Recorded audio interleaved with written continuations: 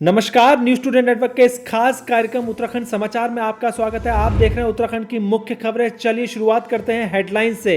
उत्तराखंड सरकार की हुई कैबिनेट बैठक, जानिए राज्य सरकार ने कौन कौन से लिए हैं बड़े फैसले। राज्य की 2 फार्मा कंपनियों को मिला कोरोना वायरस की दवाई बनाने का लाइसेंस, बताएंगे कैसे मिलेगा प्रदेश को फायदा।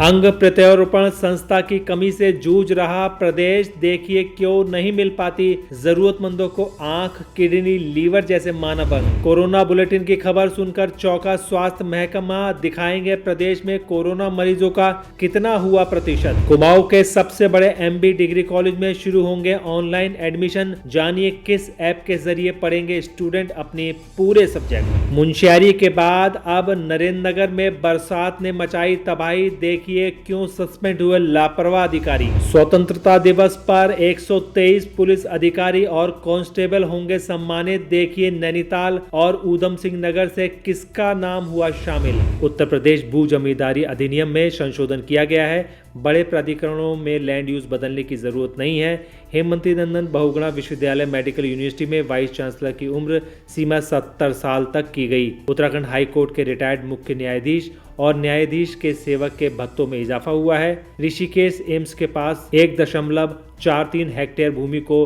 भराव देवरस न्याय देने की संस्तुति की गई है। जनसेवा हेतु इस जमीन को देने की संस्तुति की गई है। देहरादून में वर्ग 4 की भूमि पर सरकार द्वारा संशोधन प्रस्ताव लाया गया है। 23 से 25 सितंबर तक विधानसभा सत्र को मंजूरी दी गई है। मृतक लघु सिंचाई के इंजीनियर अनिल कुमार भारद्वाज की रिकवरी माफ। सौंग बांध और जमरानी बांध में 2 सार्वजनिक क्षेत्रों की कंपनी गठित होगी। यहाँ कई पदों के लिए अस्थायी नियुक्ति होगी। फिलहाल 175 पदों को स्वीकृति दी गई है। उत्तराखंड यौन अपराध एवं अपराधों से पीड़ित महिला हेतु प्रतिकार योजना 2020 को मंजूरी मिल गई है। कोरोना महामारी में विधानसभा सदस्यों के वेतन भत्तों में 30% कटौती होगी। ये कटौती 1 अप्रैल 2020 से वर्ष 2020 तक के अंत तक होगी। चिकित्सा शिक्षा विभाग की नर्सिंग शिक्षा सेवा संघ की नियमावली में संशोधन किया गया है। इसके साथ ही सम्मिलियन की प्रक्रिया को मंजूरी दी गई है। अगली महत्वपूर्ण खबर, प्रदेश में कोरोना की दवाई निर्माण की अनुमति से है। कोरोना के इलाज में कारगर साबित हो रही दवाओं का उत्तराखंड में भी उत्पादन होगा। राज्य ने 2 फार्मा कंपनियों को सेविपेविर दवाई के निर्माण की मंजूरी दे दी है। एक अन्य दवा के लाइसेंस भी जल्द जारी होने की उम्मीद है। कोरोना संक्रमण के गंभीर मरीजों को देश के साथ ही दुनिया भर में रेमडेसिविर और सेविपेविर दवाएं दी जा रही हैं। राज्य के अस्पतालों में भी इन दवाओं का क्लिनिकल ट्रायल चल रहा है। इसमें राज्य औषधि नियंत्रक तजबर जग्गी ने बताया कि उत्तराखंड के इन 2 कंपनियों को लाइसेंस भी जारी कर दिया गया है। जग्गी ने बताया, लाइसेंस की पूरी प्रक्रिया होने के बाद दवाई का निर्माण राज्य में शुरू हो जाएगा। इससे काफी राहत मिलेगी। साथ ही इन दिनों दवाइयों का रेट उत्तराखंड में काफी कम होने की उम्मीद लग रही है। अस्पतालों को अभी ये दवाई आसानी से उपलब्ध नहीं हो रही है। राज्य में दवाई बनने की उपलब्धता भी बढ़ेगी। एंटीवायरल दवाओं की राज्य में अच्छी खासी डिमांड है, लेकिन अभी आपूर्ति में काफी दिक्कतें हो रही हैं। निर्माण होने के बाद ये दिक्कतें खत्म हो जाएंगी। दोस्तों, न्यूज स्टूडेंट नेटवर्क आपको हमेशा अपडेट करता रहता है, इसीलिए आप वीडियो को देखने के साथ एक लाइक जरूर कर दें, जिससे हम आपको आपकी तरक्की से जुड़ी हर एक जानकारी आप तक पहुंचाते रहें। अगली महत्वपूर्ण खबर वर्ल्ड ऑर्गन डोनेशन डे की है। कोई शख्स इस धरती से विदा लेने के बाद यादों और अच्छी बातों के जरिए ही नहीं, बल्कि अंगदान की बदौलत भी लोगों के बीच जिंदा रहता है। लेकिन अंगदान को लेकर समाज में अभी भी जागरूकता की कमी है। प्रदेश में इस दिशा में अभी बहुत काम करना शेष है। उत्तराखंड में राज्य स्तरीय अंग एवं ऊतक प्रत्यारोपण संस्था सोटो का गठन अभी तक नहीं किया गया है। इसके अलावा बड़े अस्पताल भी अंगदान से नहीं जुड़े हैं। अंगदान के लिए लोगों को प्रेरित करने का काम कर रही नया सवेरा के अध्यक्ष प्रदीप सती का कहना है कि प्रदेश में सोटो की स्थापना होनी चाहिए, जिससे ज़्यादा से ज़्यादा लोग अंगदान के लिए आगे आ सकें और ज़रूरत पड़ने पर लोगों को उपलब्ध कराए जा सकें। आमतौर पर लीवर को 12 घंटे, किडनी को 24 घंटे, आँख की कार्निया आपको 14 दिन, हार्ट को 4 घंटे तक सुरक्षित रखा जा सकता है। विशेषज्ञों का कहना है कि दानदाता से लिया अंग जितनी जल्दी प्रत्यारोपित कर दिया जाए, उसके परिणाम उतने ही बेहतर दिखाई पड़ते हैं। राज्य में वैसे अभी ऑर्गन बैंक की स्थापना की सुविधा नहीं है। स्वास्थ्य सचिव अमित नेगी का कहना है कि लोगों को इस ओर प्रेरित किया जाए। प्रदेश में ऑर्गन बैंक की स्थापना का भी प्रयास किया जा रहा है, जिसके जरिए पेशेंट को इन अंगों का लाभ मिल सके। अगली महत्वपूर्ण खबर कोरोना संक्रमितों की संख्या बढ़ने की है। राज्य में कोरोना संक्रमण की दर अभी तक रिकॉर्ड स्तर पर पहुंचते हुए एक बड़ा रिकॉर्ड बना रही है। राज्य में कोरोना वायरस की दर अब 5% है। राज्य कोविड सेंटर के चीफ कंट्रोलिंग ऑफिसर डॉक्टर अभिषेक त्रिपाठी ने बताया कि राज्य में पहली बार कोरोना वायरस की दर 5% हुई है। हालांकि देश में इस समय कोरोना वायरस की दर 10% के करीब चल रही है। देश में पहले ये दर 13% थी, जो अब घटकर 10% रह गई है, जबकि राज्य में ये प्रतिशत करीब 3.5 और 3% था, जो बढ़कर 5% हो गया है। प्रदेश में मौत का आंकड़ा 144 पहुंच चुका है।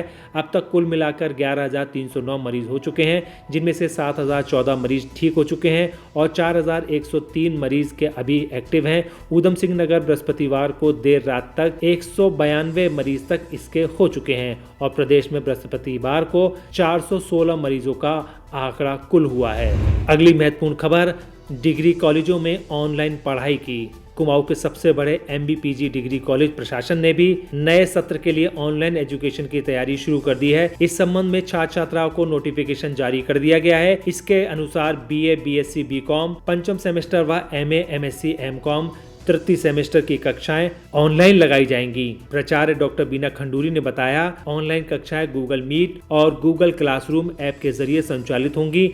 जिन छात्र छात्राओं तक ऑनलाइन क्लास नहीं पहुंच पाएगी, उन्हें सोशल मीडिया के माध्यमों से पढ़ाया जाएगा। ऑनलाइन कक्षाओं का टाइम टेबल कॉलेज प्रशासन द्वारा तैयार किया जा चुका है, जो कॉलेज की वेबसाइट पर शुक्रवार को अपलोड हो जाएगा। अगली महत्वपूर्ण खबर टिहरी के नरेंद्रनगर की है। नरेंद्रनगर विधानसभा की दोगी पट्टी के नीर गाँव में देर रात को बादल फटने से 2 मकान जमींदोज हो गए। गनीमत रही कि जान माल का नुकसान नहीं हुआ। हालांकि अधिकांश खेतों की फसल पानी की चपेट में आकर नष्ट हो गई है। मौके का निरीक्षण करने पहुंचे कृषि मंत्री सुबोध उनियाल ने आला अधिकारियों को शीघ्र ही नुकसान का आकलन करने के निर्देश दिए और रिपोर्ट सौंपने के लिए कहा है। बृहस्पतिवार सुबह नीर गांव में बनी नहर के मुहाने पर बादल फट गया, जिससे भारी मात्रा में मलबा नहर के रास्ते होता हुआ खेतों में जा पहुंचा। इस कारण यहां अधिकांश खेतों की फसलें नष्ट हो गईं। साथ ही 2 मकानों को मलबे ने अपनी चपेट में ले लिया। इस दौरान मकान में रहने वाले लोगों ने किसी तरह भागकर अपनी जान बचाई। आपदा के दौरान ड्यूटी में लापरवाही बरतने पर PMGSY विभाग के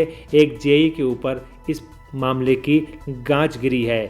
कैबिनेट मंत्री सुबोध उनियाल ने जिलाधिकारी टिहरी को फोन के माध्यम से JE को सस्पेंड करने के निर्देश दिए हैं। उन्होंने कहा कि कहीं न कहीं PMGSY के अफसरों की लापरवाही भी है। स्थिति कुछ मकान पूरी तरह से 2 मकान तो पूरी तरह से तबाह हो गए हैं और सारे रास्ते मतलब कई एकड़ जमीन पूरी तरह बह गई है, पूरा फसलें बर्बाद हो गई हैं। SDM को तत्काल वहीं पर निरीक्षण करने के बाद SDM को निर्देश दिए गए हैं कि तत्काल मानकों की इनका पूरा नाप जोख करके जिस तरह से जो आपदा के मानक में जो भी नुकसान उनकी क्षति पहुँचाई तो नुकसान की भरपाई किया सकते वो करें। PWD और PMGSY को कह दिया गया है कि तत्काल सुरक्षा के प्रबंध करें, पानी की व्यवस्था सुचारू रहे इसको सुनिश्चित कर लें और दूसरा बिजली के जो पोल कुछ अपना टूटे हैं विद्युत विभाग को निर्देश दिए हैं कि उनको तत्काल वो ठीक करने का काम करें। इसके अलावा जिस तरह कहीं ना कहीं लगा, लोगों ने बताया कि PMGSY की सड़क होने के बावजूद PMGSY के अधिकारियों को बोलने के बावजूद के अधिकारी वहाँ पर उपस्थित नहीं था, जो SDM ने जब तक को बुलाया गया था और जिलाधिकारी को तत्काल कहा गया कि जो अवर अभियंता PMGSY के हैं उनको निलंबित करने के निर्देश दिए गए। अगली महत्वपूर्ण खबर मित्र पुलिस के मनोबल को बढ़ाए जाने की। उत्तराखंड के 123 पुलिस अधिकारी और कर्मचारियों को स्वतंत्रता दिवस पर विशिष्ट सेवा व सराहनीय सेवा पदक से सम्मानित किया जाएगा। पुलिस मुख्यालय ने पदक पाने वाले पुलिस अधिकारियों व कर्मचारियों की सूची जारी कर दी है। मुख्यालय की ओर से जारी आदेश में कहा गया है कि मुख्यमंत्री सराहनीय सेवा पदक पाने वाले पुलिस अधिकारियों को समारोह में आने से पहले कोरोना वायरस की जांच करानी होगी और उसको अपनी निगेटिव रिपोर्ट दिखानी होगी। वहीं पुलिस मुख्यालय के अधिकारी कर्मचारी कर्मचारियों को पुलिस महानिदेशक अनिल कुमार रतूड़ी मुख्य समारोह में पदक प्रदान करेंगे, जबकि अन्य जिलों के पुलिस अधिकारी कर्मचारियों को उनके संबंधित जिलों में ही पदक प्रदान किए जाएंगे। नैनीताल जिले से दिनेश चंद ढोंडियाल को उत्कृष्ट सेवा सम्मान से नवाजा जा रहा है, जिसको लेकर कई लोगों के द्वारा उनको बधाइयां दी जा रही हैं। इसके अलावा देहरादून के पुलिस उपाधीक्षक धीरेन्द्र सिंह रावत मुख्यमंत्री सराहनीय सेवा पदक से भी नवाजे जाएंगे।